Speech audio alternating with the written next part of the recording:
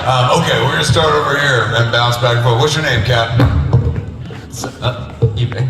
Michael. Michael? Everyone give it up for Michael, he's first. Michael Motorcycle, what can we do for you? So it's interesting that you spoke of reunions at the start of this night. You remember that?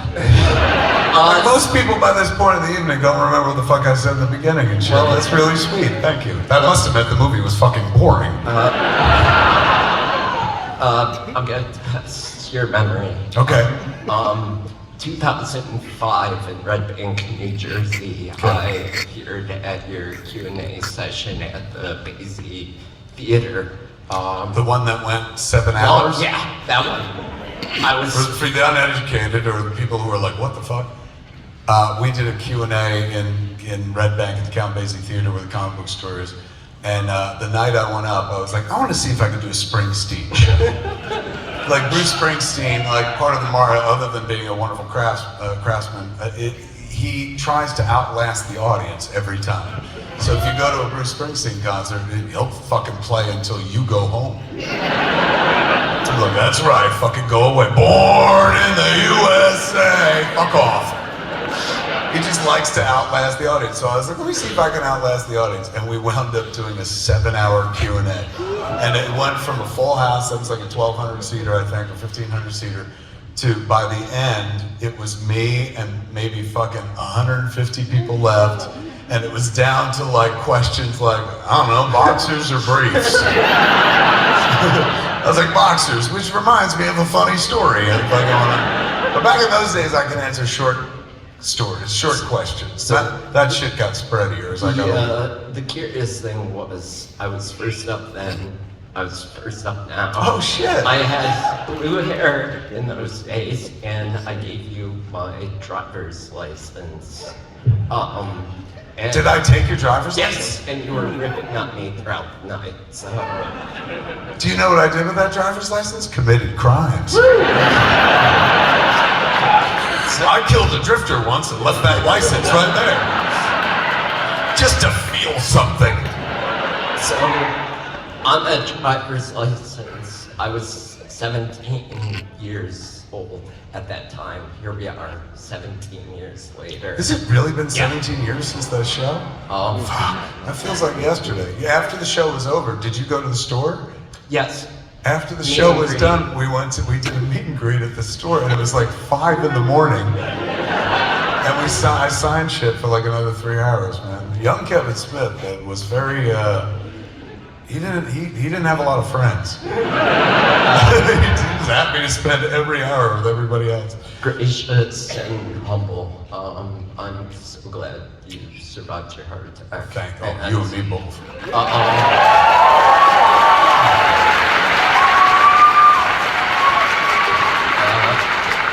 Keep on doing what you're doing with Fat Man Beyond. Isn't that great? Mark is wonderful, man. Jeff's kiss, as we say. Jeff's kiss. So, enough of the soliloquy, onto the question. Okay. Here's where shit goes south. You're like, I've said all the nice thing, now I just want to know what the fuck.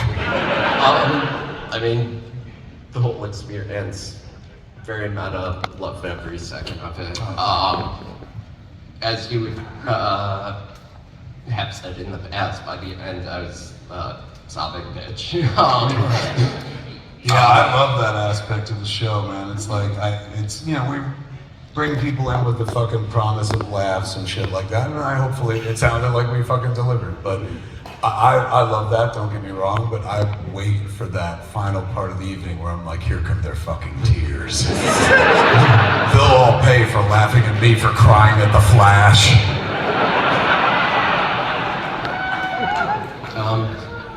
This was a journey, and it very much has been a journey for you. I was hoping you could speak to the journey that the original Clerks III was and how it transformed into what we got tonight. Oh shit, so yeah, there was an original version of Clerks III that I was trying to make, I guess about 10 years ago at this point. I've been trying to make Clerks III for a long time. Mercifully, it all came together because of y'all. Anybody here buy a Jay and Silent Bob reboot DVD or Blu-ray? Folks that supported physical media brought us here tonight because after the movie came out, like I don't think about Blu-ray or DVD anymore. It's a streaming world. I don't collect them, so I watch everything in the clouds and shit. But after the movie came out, Lionsgate called us up and they were like, we sold so many Blu-rays and DVDs of Jay and Silent Bob reboot that if you have any more of this Jay and Silent Bob bullshit, and you can make it for under $8 million, bring it here. And I was like, I have nothing but Jay and Silent Bob bullshit. It's all over me. So that's what brought us here tonight. That's how we got to Clerks 3. Y'all bought fucking DVDs and shit. Lionsgate was like, what do you want to do? And I was like, I want to do this. So bam, we're here. The original version of the movie, much different than this one. This one obviously predicated on recent events of my life. You know, that's kind of what the formula of Clerks was. You know, Clerks was basically my life with all the names changed. And you know, yeah, nobody ever fucked a dead guy in the bathroom that I know of, but But at the end of the day, like, that is what my life kind of looked like. Clerks 2, not so much. And I love Clerks 2. It's one of my favorite movies I ever made. But it's a movie. Clerks is a film. Clerks 2 is a movie. 3-act structure, happy ending. There's a fucking dance number in it, for Christ's sakes. And whereas Clerks is my life, you know, just with names changed, I couldn't do that again by the time I got to Clerks 2. The magic trick was over. Clerks is a magic trick. It's my version of pulling a quarter from behind your ear. And it's engaging enough where you're like, holy shit, how'd you fucking do that? Do that again and shit. And you know, it never gets better than that. Like, I'll never be like, and now I make an elephant disappear. No, just the quarter thing and shit. So by the time Clerks happened, I couldn't replicate that ever again. Clerks is one of the most authentic, earnest movies ever made because the kid who was making it was working at the convenience store while he was making a movie about working at the convenience store. He would only turn the camera off to go ring up somebody and be like, thank you, come again, and then go back to making a movie about that very same fucking thing. So it's got boots on the ground retail experience. I never understood why people liked the movie until I got 20 years into my life, in my career, where I was like, oh shit, it has nothing to do with New Jersey. It has nothing to do with Jason Mewes. It has everything to do with the fact that everybody has had a shitty job that they don't like, and they would do anything at the job but do the job.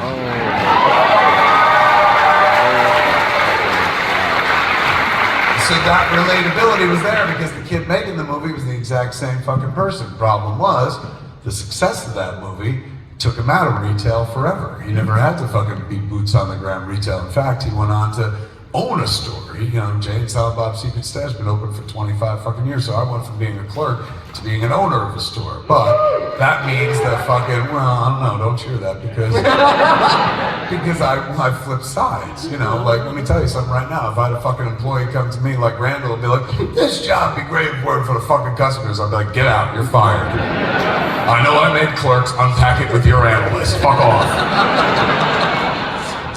So I can't give you the boots on the ground retail experience anymore. I haven't lived that life for fucking over a quarter of a century at this point. Can't give you the other thing that Clerks had going for it, stealth discovery.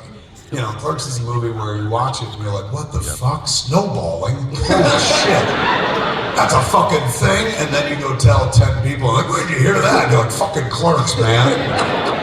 I can't even give you that anymore because we made Clerks and then like a year or two later, the internet happened to everybody. And so I'll never be able to tell you something again that you ain't known prior to me telling you that thing. Like, I couldn't tell you like snowballing now or the equivalent of today's snowballing because you'd be like, oh, I know what that is. That's a subcategory on Pornhub I jerk off to regularly. You know, so the element of surprise isn't fucking there and stuff. So by the time I get to Clerks 2, I'm like, well, I'll just make shit up. That's Dante and Randall fan fiction. None of that shit ever happened to me. Like, I never worked at a fast food joint. there was never a fucking threat somebody was ever gonna make me move to fucking Florida and shit. And I'm sad to say that, like, you know, I'm 52 and I've lived many fucking adventures and done a zillion cool things I never imagined I would do in this lifetime. I still, to this day, have never seen a donkey show. So all of Clerks 2 is made up. It's Dante and Randall fan fiction. Like, it's me going, what would Dante and Randall do if I had $5 million? And that's what they did and shit. So this time, you know, as we got close to the end, I was like, oh shit, we're gonna make Clerks 3. First one I wrote, way different, and wouldn't have closed things well. I'll tell you about it in a second. But it was as contrived as the second one. And again, I love Clerks 2. I'm not putting it down, but it's all made up. Clerks 3, the original version, was also all made up. We watched a version tonight that was a lot closer to the original recipe of Clerks, because when I started fucking, after the heart attack, I was like, oh shit. Like, I see a way to fucking live out my favorite Taoist proverb, which it seems to infer that I have many, I only know one. Lao Tzu wrote it like 1,000,000 years ago, and the English translation goes something like this: to be great is to go on. To go on is to go far, and to go far is to return. Because the furthest you could go from a point of travel is right back to the original place. Go as far as you want, bang, you're gonna come back to that fucking place. I've always loved that. It teaches you that life is fucking cyclical. You know, it teaches you to keep moving, but at the end of the day, don't be surprised when you're back where you fucking started and stuff. Nothing wrong with that. It's unavoidable at a certain point. So I was like, shit, man, we got a way to live that out, man. Like, I can literally fucking go, grace, go on, go far, and fucking return if I follow the original formula of Clerks. Now, can't give you the retail experience, but I can give you everything else. Like, so, when I look at this movie, like, Dante and Randall work at the store that I worked at, 100% authentic, happened to me. Randall has my fucking heart attack, right down to the shit I said while it was happening. So, that really informs the movie, makes it incredibly authentic. And then the two of them go make a black and white movie about working at their job, which looks suspiciously like one I made a long time ago. So at that point, suddenly Clerks 3 resembles Clerks in as much as like, oh shit, that is my life, with just names changed and stuff like that. Now the original version of Clerks 3, way fucking different. The King Lear of Clerks movies. You saw the beginning of it. If you saw Jay and Silent Bob reboot, the opening scene was the opening scene to Clerks 3. When I knew we weren't gonna make Clerks 3, that version, I started hacking it up for parts. So I took that fucking first scene, because I was like, oh, it's very Jay and Silent Bob centric. I'll just use that as the beginning of Jay and Silent Bob reboot, and then wrote the rest of the movie on top of it and stuff. So you've seen what Clerks 3, that version, would have opened like if you saw that movie. What happened though is, instead of Jay and Silent Bob getting arrested, Jay and Silent Bob and Dante and Randall get arrested and they're dragged to the station. It's a very 1950s black and white detective movie vibe to it as they're interrogated. And we learn about what happened between Clerks 2 and Clerks 3, the closing of the video store and stuff like that. Use it to fill in a lot of information as the two detectives are interrogating our four guys very separately. Two detectives were meant to be played by John Goodman and Kevin Pollak. So, my boys from Red State. So, there's much great in it that I can recall worth saying, except there was one good bit with John Goodman, like, talking to camera, barking at the camera in the midst of this long montage and shit, where he was like, "You're gonna talk, goddammit, before this night is over, you're gonna fucking talk!" And then he got to Silent Bob, was like... That sounds great.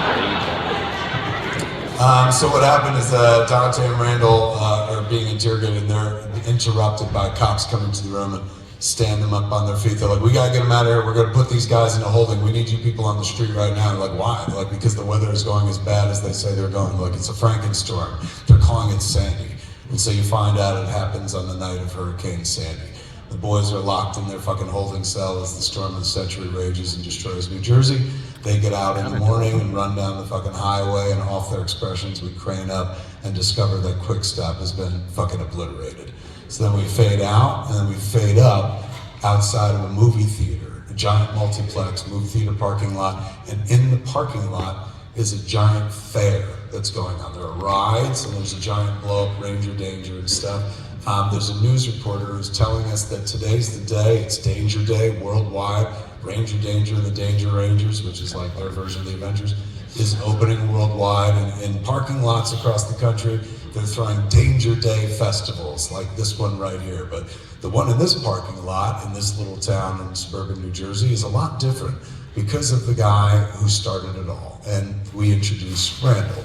She introduced Randall. Randall, his backstory is, after Quick Stop was destroyed, he had a nervous breakdown. And he went to the movies. While at the movies, he saw a trailer for Ranger Danger. He left the movie theater and then got in line to see Ranger Danger, even though it wasn't coming out for a year, and even though you could just buy tickets online. So as he stood there, people would be like, "What are you doing, man?" And he's like, "I'm waiting for Ranger Danger. I'm waiting for Ranger Danger to open." They're like, "That don't open for a year." And he'd be like, "I have nothing fucking better to do." And that philosophy caught on. So a bunch of people started getting in line behind him, being like, "You know what? I have nothing fucking better to do in this life either."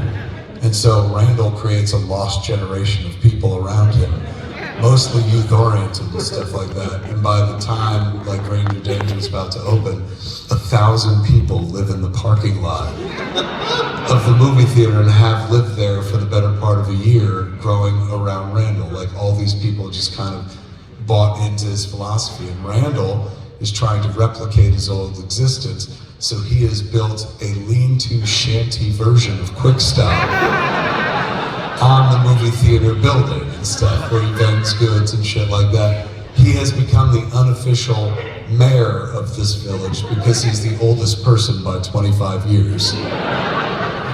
He's broken it up into villages of fandom.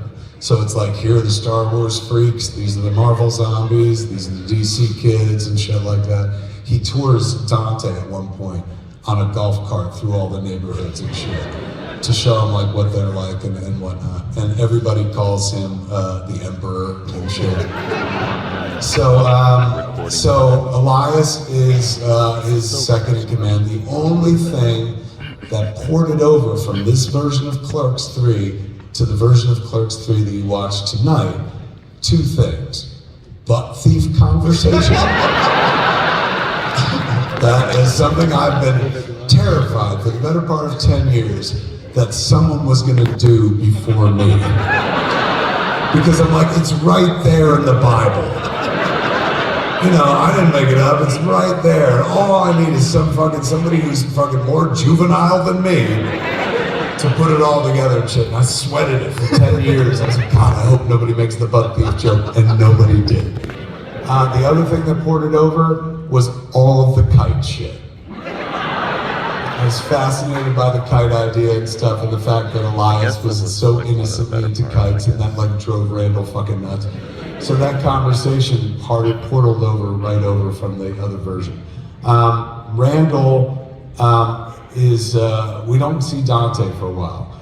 Mostly we see Randall, we see Elias, we meet the girl, which is Sarah Silverman.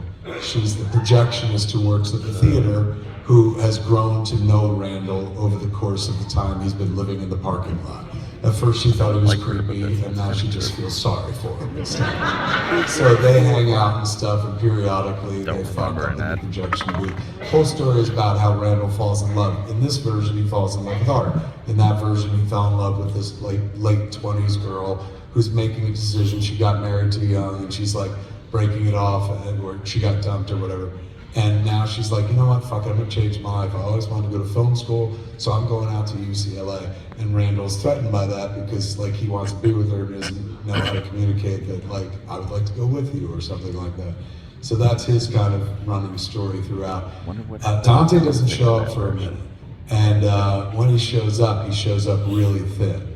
And Randall makes a lot of like side jokes or shade jokes about Dante being a doctor shopper and an oxy addict, which is what we play up in the movie. Like, because Dante, unlike this version of Clerks, he has a daughter. She survived. Just like in this version, Becky was killed by a drunk driver. And a lot of people are like, why'd you fridge fucking Rosario? And I'm like, because Rosario is one of the most in-demand actors on the planet. And if I wanted to make a version of Clerks 3 that was anything like Clerks 2, I'd still be waiting because she plays a fucking Jedi now. I'm sorry, not a Jedi, but fucking so fucking close to a Jedi. Point of pride that she's not a Jedi. So, Smart Money was never write a deep part for her, write something that she can do, that we, she'd be happy to be, oh my God, I could do that if it's a day or two. In the first version of Clerks 3, I needed her for 10 minutes. We'll get to her later on. In this version, I got to use her far, far fucking better, and she was so happy to come and play. She loves these movies. When she went to the Clerks 3 premiere, she hadn't seen the movie, she watched it, and afterwards we were all taking pictures, and she pulled me aside. And I thought she was gonna be like, Kevin, what the fuck? Or like, I don't like the way I look or something. She goes, this movie is the perfect distillation of the first two. I know I was in the second one, but I'm a big fan of the first, and let me tell you why I think I'm right. And she wanted geek on me and shit. And I was like, I forgot you were a fan, motherfucker. I thought you were a fellow pro, but no, you're one of the fans, aren't you? So it was absolutely lovely. So, the daughter, unlike in this version of the movie, the kid was never born. She's killed in a car wreck. The daughter was born. Her name is Leah, and she's completely deaf. The character of Sopapilla in Jay and Silent Bob reboot, her character grew up into that character. In this iteration of Clerks 3, Randall and Elias mostly watch after her for most of the movie we're seeing. Elias is the Manny. And so, even though she's deaf, he's constantly trying to teach her Christian songs to sing. And Randall's like, the only blessing of her deafness is she can't hear these fucking lyrics. So she's also the best goalie outside of the NHL. It's a big part of her story and shit, because we go in at one point, her POV, at one point she gets into a face-off competition in the middle of the movie. For the Danger Day festivities, there is a charity shootout involving NHL legend Martin Brodeur. And anybody can be on the opposite side and shoot out against him and stuff, and it winds up being the 9-year-old girl and stuff. We go inside her mask, her POV at one point, and we see why she's so exceptional. Zero distraction whatsoever. She hears nothing, so all she sees is fucking puck. It's pretty impressive. Pretty impressive, not in the movie, as a player, I'm saying. So, for that reason, throughout the movie, her Uncle Randall is constantly like just turning around and talking and shit, grabbing a fucking bottle and hurling it at her fucking face. And then she just catches it and puts it right down on the shelf without flinching and shit. Jay and Silent Bob get out of jail after being arrested in the beginning. And they are working for Randall throughout the movie.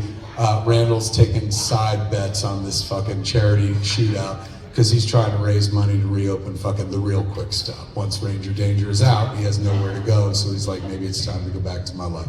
So he has Jay and Silent Bob working the crowd to do these side bets about who's gonna win, the NHL legend or the 9-year-old girl and shit. So the odds are pretty much in their favor, but Jay and Silent Bob don't concentrate on their work because they are enamored of the fair that's going on all over the parking lot. So all they do is ride the rides all day long. But when they go on the rides, like Jay's very excited, we show them in line and he's saying all his fucking shit, his snoochie boochie shit. But there are two characters, these two teenage girls, who when I wrote it, this is back fucking like around Yoga Hosers and shit. So it was gonna be Harley and fucking whoever the fuck. But these two teenage girls who are constantly shading them. So Jay will sit there and be like, I fucking can't wait to go on the slide, snooch, Silent Bob. And then you hear these two teenage girls constantly going like, look at these old men and their sad snapbacks. Everything about them is cringe, you know. Jay can't fight back because they're teenage girls, so they just fucking emasculate Jay throughout the movie and shit. So every time he's like so excited to ride a ride, but then we show him going down the slide and he's just like...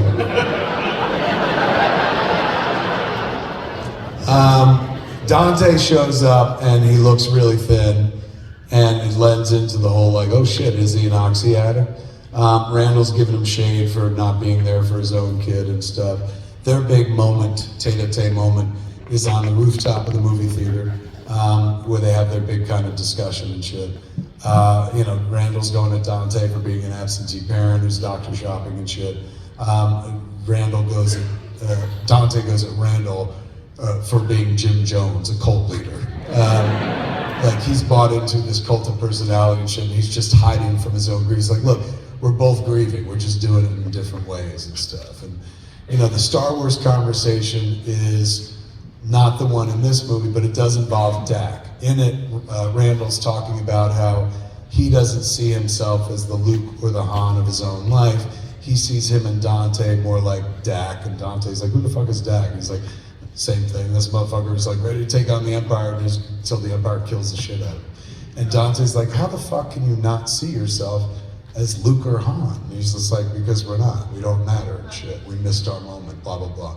Pays off later on in the movie. So everyone's waiting for this fucking movie to open. Movie finally opens and stuff. It's very much waiting for Godot. It plays on every screen in the multiplex. The detectives are hunting Jay and Silent Bob. Kevin Pollak and John Goodman come back and kind of give chase to Jay and Silent Bob throughout the movie. Eventually arrest them before the movie opens and stuff like that. After the charity shootout, Randall finds out that Jay and Silent Bob didn't lay all the bets and freaks the fuck out. Dante finds out that Randall was gonna like use his kid as a betting device and shit. Randall's spitting back about like, fuck you, you've been ignoring this kid because you're doctor shopping Oxycontin addict and shit.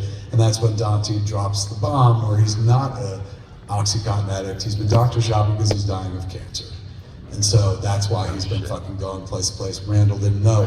The guilt that Randall's carrying around, the grief, isn't so much about the death of Quickstop as it is the death of Becky. Because as it turns out, we find out the backstory of what happened with Becky, how she died. They all went to see the second movie in the Ranger Danger sequence. So there was Ranger Danger, there was the Danger Rangers, and then there was Ranger Danger and the Danger Rangers. So they go see the Danger Rangers, and you know, it's Dante, Randall, Elias, and Becky. The kid is being watched by Dante's parents and stuff. And so, because the kid's like a little baby. And we find this backstory out in this touching scene with Dante and his daughter, Leah. She wants to like watch this video. She just sign language throughout the movie, and she's like, let me see the video. And he pulls out this video that we shot like on the set of Clerks II, where there was a little song in the movie which we cut out, didn't wind up using, but Rosario used to love to sing it all the time. And it was like, you know, who's the moosiest moose we know, Marty Moose kind of thing from Vacation, National Lampoon's Vacation, but it was more, of course, about movie. And at the, it was like, I can't remember how it goes, but the chorus was, you know, a little kid going, movies! And so Rosario would do that all the time. So one day her and Brian shot a little video, not even on an iPhone, but a fucking flip phone video of them singing that fucking song. And it, you know, they're in costume, they were doing it for themselves, but I was like, this fucking plays. So I had the girl, like, she always watches that video all the time, and she has Dante tell her the story about how they met, essentially the Clerks II story and stuff. And then she always wants to know the story about how she died. So we find out from Dante they're all at the movies, and then an alarm goes off at the store. They get a message on their phone about an alarm going off. None of the guys want to go because the movie's about to start. Becky's like, fucking fine, I will go. And while she goes, she gets killed by a drunk driver. The problem is, the cross that Randall's carrying is the alarm went off because he left the door open. It was his fucking fault and shit. So all this time he's been holding that, and he finally says it to Dante. That's when all hell breaks loose, because we're in the movie theater. The movie finally opens, everyone goes rushing in, filling every theater and shit. The Sarah Silverman character is there with Leah and with Elias. Elias carries his kite into the movie and shit. He's a big fucking proponent of the kite. He thinks he can sell them in the lobby and shit. There are 2 seats open for Dante and Randall, but they don't know where they are because they're up on the roof arguing and shit. And we crane through the crowd. There's a moment that I wanted to capture where I remember taking a kid. This is where all the energy flows, and I'm gonna receive the energy. I'm not telling y'all how to react. Please react as you will. But it is fucking Saturday night in Milwaukee, and you guys were awfully fucking loud when I came out. So I suspect it may be very similar to the previous 38 screenings to this, which means like at a certain point, and that's usually when the movie begins, sometimes when the Lionsgate logo comes up, it devolves into the Rocky Horror Picture Show. People yell at the screen, they hoot and holler, they cheer every time they fucking see somebody. Again, I'm not telling you how to react, y'all will react how you want to react, but I've seen the phenomenon before. It's quite fucking lovely, man. And so I sit back there and receive all that fucking, you know, I'm not behind you anymore. I'm back there staring at you, just cucking you out. And then when all the love and laughter travels this way, it just hits me like fucking Tony Stark when the Jericho bomb goes off. So I have a fucking great time. I don't want it to end. Now, how's it go for the audience? From my perspective, the audience seems to enjoy themselves very much, but I'll be honest with you, I'm really in it for myself. So tonight is gonna be just like fucking me. I'm gonna come. You're all responsible for your own orgasms. Now, the good news is the audience seems to enjoy it every night, man. And I've described every opening of every night of the tour thusly to the audience. Tonight, kids, you're in for a reunion of sorts, but not like, you know, a fucking high school reunion where you get a notice in the mail and you're like, what, I gotta buy a suit? I hated all these fucking pricks. This is one of them happenstance reunions, man, where you're just going about your fucking life and you weren't planning to bump into one of the co-architects of the best times of your entire existence, a friend from your youth. Holy shit, how are you, man? You get to talking and whatnot, and then you realize, we got enough time, grab a drink, grab a smoke, let's go do that. And you go do that, and that drink and smoke turns into hours as you fall down the rabbit hole of good times, man. You're laughing at shit that happened to you 20 fucking years ago like it happened 20 minutes ago. As the night goes on, you get emotional. You start to squeeze a few, thinking about the people you've lost along the way and stuff, because none of us are getting any younger. And still, it becomes one of the greatest nights of your life, man. A reunion of happenstance where you bump into somebody, some friend from your youth who helped you make you who you are today. Tonight, kids, you're gonna bump into some old friends as well, because I assure you, Dante is here. Randall is here. Jay and Silent Bob are here.